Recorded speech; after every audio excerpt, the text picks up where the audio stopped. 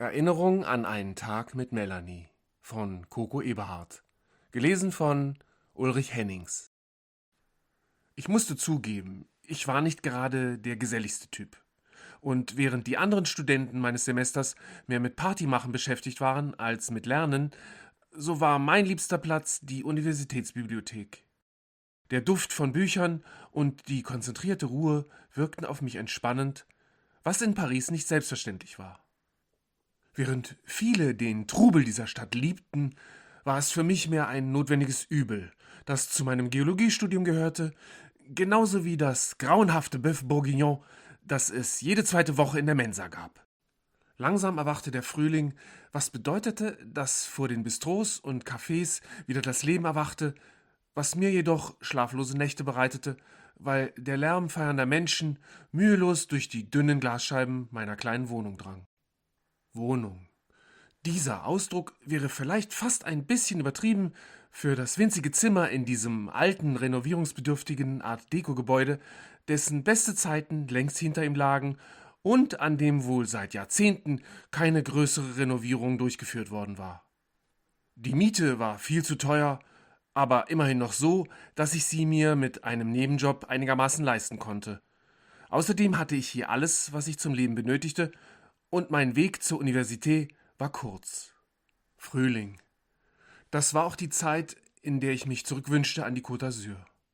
Meine Großeltern hatten dort über Jahrzehnte in einem kleinen gemütlichen Dorf an der Küste eine Boulangerie geführt, fernab von der High Society.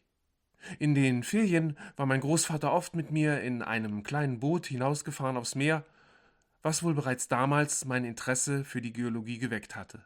Viele schöne Erinnerungen trug ich an diese Zeit in mir. Vor meinem inneren Auge sah ich mich noch immer die Fische beobachten, die sich dort im Wasser tummelten. An warmen Tagen waren wir einfach von Bord in das frische Wasser des Mittelmeers gesprungen. Zum Frühstück durfte ich mir jeden Morgen ein frisches Croissant aus der Ladentheke aussuchen, welches mir meine Großmutter liebevoll mit Butter und frischer Erdbeermarmelade bestrich. Leichte Wehmut überkam mich, als ich auf meinem Bett liegend daran dachte. Ich war gerade 11 Jahre alt, als mein Großvater plötzlich an einem Herzinfarkt verstarb. Meiner Großmutter war es zu viel, die Boulangerie alleine weiterzuführen. Das Gebäude wurde verkauft und somit starb mit meinem Großvater auch dieser Platz meiner Kindheit. Doch die Erinnerung daran lebte noch immer in mir weiter. So war es auch kein Wunder, dass ich hellhörig wurde, als mir Pierre, mein bester Freund seit der Schulzeit, neulich von diesem Jobangebot an der Côte d'Azur erzählte. Es war nichts Besonderes.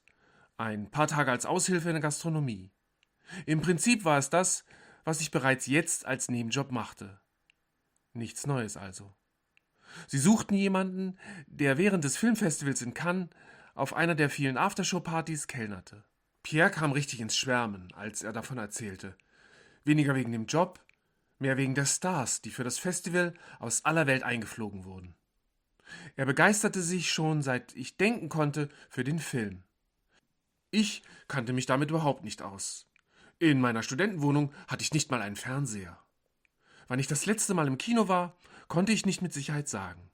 Mich reizte lediglich die Tatsache, ein paar Tage an der Côte d'Azur zu verbringen und das üppige Trinkgeld, das dort großzügig von der High Society verteilt wurde. Also bewarb ich mich dafür und war selbst ein wenig verwundert, dass sie mich tatsächlich genommen hatten. Dass sie mich tatsächlich genommen hatten, hatte mich doch etwas überrascht, aber trotzdem gefreut. Endlich konnte ich wieder an die Côte d'Azur, was mir mit meinem spärlichen Einkommen, das mein Studentenleben so mit sich brachte, seit langem versagt geblieben war. 3 Tage inklusive Kosten und Logis. Gleichzeitig die Hoffnung, dass ich in meiner begrenzten freien Zeit das Mittelmeer sehen konnte. Ich gönnte mir eine Fahrt mit dem TGV, weil ich davon ausging, dass sich meine Auslagen wieder amortisieren würden. Voller Vorfreude saß ich im Zug und blickte nach draußen, wo die Landschaft wie ein Gemälde von Monet an mir vorbeizog. Meine Unterkunft war zwar nicht luxuriös, aber es genügte meinen Ansprüchen, die nicht sehr hoch waren. Kollektiv wurden wir instruiert, wie wir uns zu verhalten hatten, wenn wir die Gäste des Festivals bedienten. Keine Selfies mit den Stars, keine Autogramme. Möglichst zuvorkommend, ohne dabei groß aufzufallen. Für mich war das alles kein Problem. Übertriebenen Personenkult hatte ich von jeher abgelehnt. Keine Schwierigkeit für mich. Wir bekamen Uniformen gestellt, um ein einheitliches Erscheinungsbild zu gewährleisten. Und ehe ich mich versah, war die Party auch schon in vollem Gange. Die Location war geräumig, aber nicht zu groß. Blitzlicht durchzuckte die Tanzfläche in regelmäßigen Abständen. Der DJ war voll in seinem Element. Die Tanzfläche war brechend voll mit Menschen in noblen Kleidern. Ich kannte niemanden, was allerdings nicht schlimm war, da ich den ganzen Abend gut beschäftigt war, Drinks zu mixen und zu verteilen. Hin und wieder bekam ich einen Geldschein als Trinkgeld zugesteckt. Je später der Abend, desto großzügiger waren die Beträge. Obwohl ich durchaus Muskeln aufzuweisen hatte, schmerzten meine Beine ein wenig, als ich in den frühen Morgenstunden endlich die Party verlassen konnte.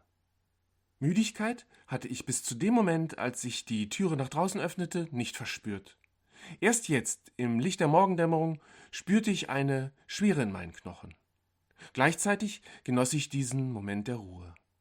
Das Meer war nur wenige 100 Meter weg von hier, und es war, als könnte ich es bereits fühlen. Auch wenn die Arbeit an meinen Kräften gezehrt hatte, gab mir diese Vorstellung wieder neue Kraft. Mitten in diesen Augenblick, der mir auf seltsame Weise fast perfekt schien, hörte ich plötzlich ein leises Schluchzen. Suchend schweifte mein Blick durch die Umgebung, als ich sie entdeckte.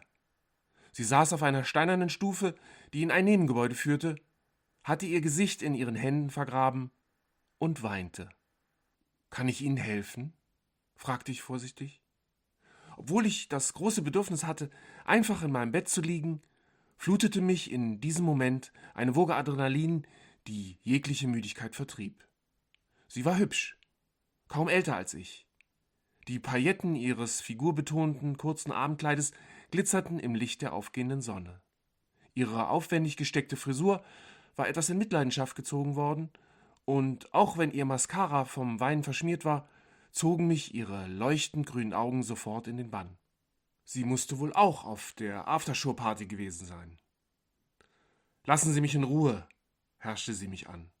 »Ich brauche keine Hilfe.« »Tut mir leid, ich wollte nur...« »Was wollten Sie nur? Alle wollen immer nur. Gehen Sie einfach.« Auch wenn es mir nicht so ganz wohl dabei war, zog ich mich langsam zurück. Es hatte wenig Sinn, jemandem helfen zu wollen, der sich nicht helfen lassen wollte. »Bonjour«, sagte ich zu ihr und ging zu meiner Unterkunft. Gerade mal 5 Stunden hatte ich geschlafen. Trotzdem fühlte ich mich wie neugeboren. Ich streckte mich und zog mich schnell an. Der Himmel war wolkenlos und die Sonne wärmte die Stadt bereits sanft. Vom Meer her wehte ein milder Wind, der die Palmen leise wiegte. Für meine Tage hier hatte ich mir extra einen Roller gemietet, da die Busverbindung zu den kleinen Küstenorten, die vom Tourismus noch verschont waren, nicht gerade flexibel war. Er war mintgrün.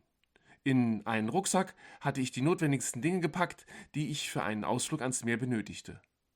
Und so fuhr ich gemächlich aus der Stadt auf die Landstraßen der Umgebung, die eine herrliche Sicht auf das Meer und die bergige Landschaft boten. Der süßliche Duft blühender Pflanzen und Sträucher mischte sich mit der salzigen Meeresluft. Innerhalb Sekunden wurde ich zurückkatapultiert in die Tage meiner Kindheit, als ich die Ferien hier verbracht hatte. Mit jedem Meter, den ich fuhr, wurde es ruhiger. Ich wollte weg von den Touristenhochburgen, hin zu dem kleinen Dorf, wo meine Großeltern gelebt hatten. Die Straßen wurden immer enger und provinzieller, als ich sie plötzlich am Straßenrand stehen sah. Die junge Frau, die heute Morgen so unwirsch mein Hilfsangebot abgelehnt hatte. Sie trug noch immer ihr glitzerndes Paillettenkleid, eine große Sonnenbrille und ein Kopftuch. Mit etwas Fantasie erinnerte sie mich an Audrey Hepburn, deren Bilder ich nur im Kopf hatte, weil Pierre als absoluter Filmfan in seiner Jugend ein Poster von ihr in seinem Zimmer hängen hatte. Ihre hohen Absatzschuhe hatte sie ausgezogen und trug sie in der Hand. Sie war barfuß und mit ihrem ausgestreckten Daumen signalisierte sie mir, dass sie mitgenommen werden wollte. Ich hielt direkt vor ihr. Sie gab mir keine Gelegenheit für ein Wort der Begrüßung. »Sie schon wieder«, herrschte sie mich an. »Verfolgen Sie mich etwa?« »Sie haben den Eindruck erweckt, dass Sie mitgenommen werden möchten«, antwortete ich mit einem leichten Schmunzeln. »Auf dieser Strecke ist nicht gerade viel Verkehr unterwegs.« Sie sagte nichts und verzog ihren Mund. Obwohl sie eine kleine Zicke war, fand ich sie irgendwie süß. »Können Sie mich ein Stück mitnehmen?« lenkte sie schließlich ein. »Wo wollen Sie hin?« »Irgendwo, wo es ruhig ist.« Mit diesen Worten hockte sie sich zu mir auf den Roller, umschlang meine Hüfte und ich fuhr langsam los. Kleine Sträßchen führten zwischen Meer und Bergen schließlich zu dem Dorf, wo meine Großeltern gelebt hatten. Sofort wurden Erinnerungen an früher in mir geweckt. Obwohl sich so manches seitdem verändert hatte, fühlte ich die Vertrautheit mit diesem Ort.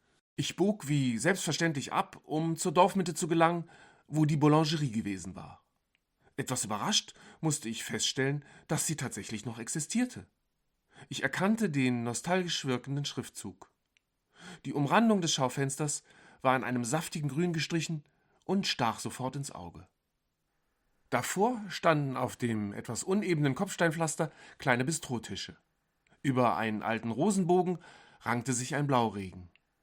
Der Magnolienbaum, auf dem ich schon früher geklettert war, stand noch in dem winzigen Garten neben dem jahrhundertenalten Haus, das an den Hang gebaut war. Ich parkte meinen Roller. »Wir sind da«, meinte ich zu meiner Begleiterin. »Und was machen wir hier?« »Frühstücken«, meinte ich lächelnd zu ihr und ging in die Boulangerie.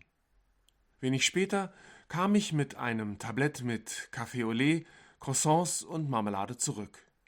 Ohne große Worte setzten wir uns an einen der kleinen Tische im hinteren Teil, der mitten im idyllischen Garten stand. Das Dorf wirkte etwas verschlafen und war vom Tourismus noch weitestgehend verschont geblieben. Hier war ich noch nie, begann sie schließlich zu reden und griff einfach nach einem der Croissants, die ich gekauft hatte, und bestrich es. Hungrig biss sie davon ab, als hätte sie schon lange nichts mehr gegessen. »Ich heiße übrigens Maurice«, stellte ich mich ihr vor. Sie vergaß zu kauen, als ich das sagte, und musterte mich genau. »Sagen Sie Melanie zu mir«, meinte sie schließlich und schenkte mir ein verhaltenes Lächeln. »Freut mich. Waren Sie auch auf der Aftershow-Party gestern Abend?« Sie nickte vorsichtig. »Sie sind wohl auch ein Filmfan.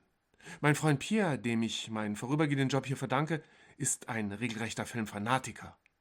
Meine Motivation, hierher zu kommen, hatte allerdings andere Gründe, gestand ich ihr und wusste eigentlich gar nicht so genau warum.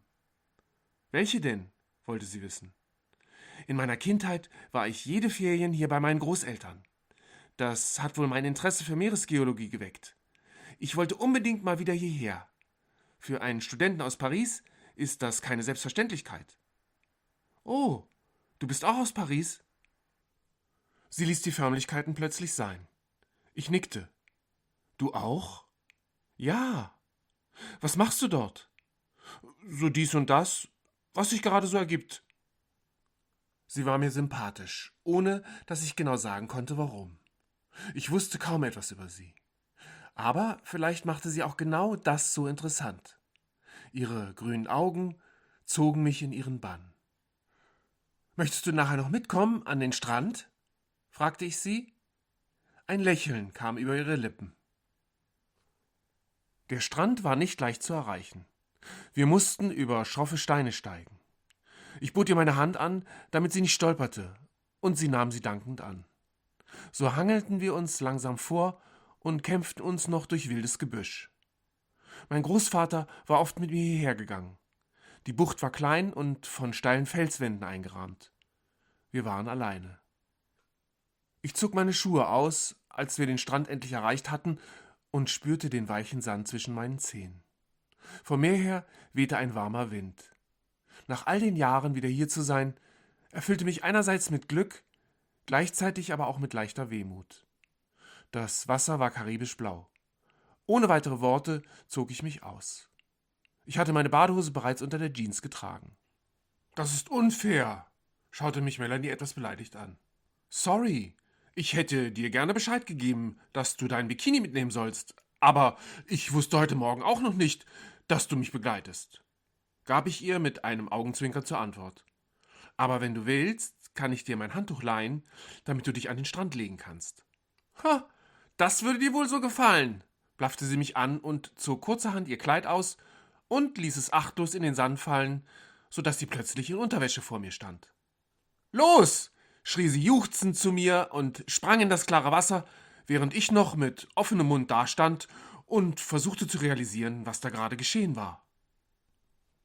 Dann folgte ich ihr.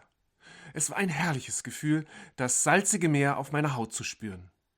Wie Teenager planschten wir im Wasser, tauchten nach Muscheln und hatten auf eine herrlich unbefangene Weise unseren Spaß. Wir legten uns an den Strand, ließen uns von der wärmenden Sonne trocknen und philosophierten über unsere Lieblingsorte in Paris. Der Nachmittag verging im Flug und langsam wurde es höchste Zeit, dass ich den Rückweg antrat, um heute Abend wieder pünktlich bei der Arbeit zu erscheinen. »Willst du wieder mit zurück nach Cannes?« fragte ich sie. »Ich kann dich gerne mitnehmen.« Sie schüttelte den Kopf. »Nein, mir gefällt es hier sehr gut«, sagte sie ruhig und stand mir viel zu nah gegenüber.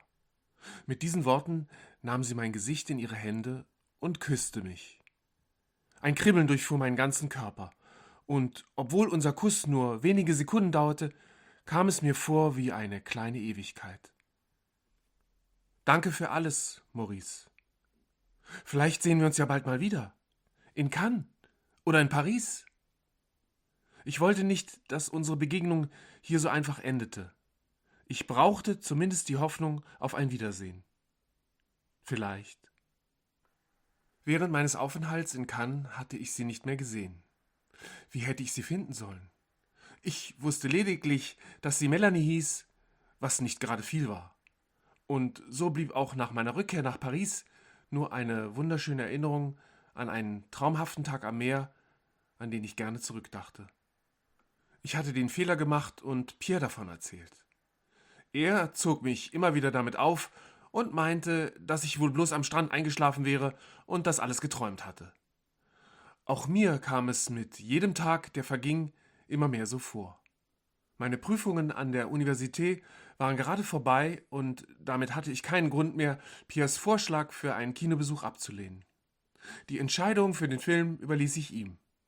Mein Interesse daran war trotz meines Ausflugs nach Cannes nicht sonderlich gestiegen, was mein Freund überhaupt nicht nachvollziehen konnte. Das Kino war klein und gemütlich und versprühte das Flair längst vergangener Tage. Pierre hatte uns Popcorn und Softdrinks besorgt. Wir setzten uns auf einen der samtbezogenen Sitze in der letzten Reihe. Es waren noch viele Plätze frei. Wenig später ging das Licht aus, der Vorhang wurde geöffnet und der Film begann zu laufen. Mehr als einen unterhaltsamen Abend hatte ich mir nicht erwartet, doch plötzlich zuckte ich zusammen. »Das ist Melanie«, flüsterte ich ganz aufgeregt zu Pierre. »Wo denn?« wollte er auch sofort wissen und schaute sich neugierig im dunklen Kinosaal um. »Dort!« Ich zeigte auf die Leinwand, wo der Film noch immer lief. »Du meinst Melanie Deneuve? Die berühmte Schauspielerin aus Paris?« Ungläubig schaute er mich an. Ich nickte lächelnd und konnte es selbst nicht so ganz glauben. Erinnerung an einen Tag mit Melanie von Coco Eberhardt. Gelesen von Ulrich Hennings.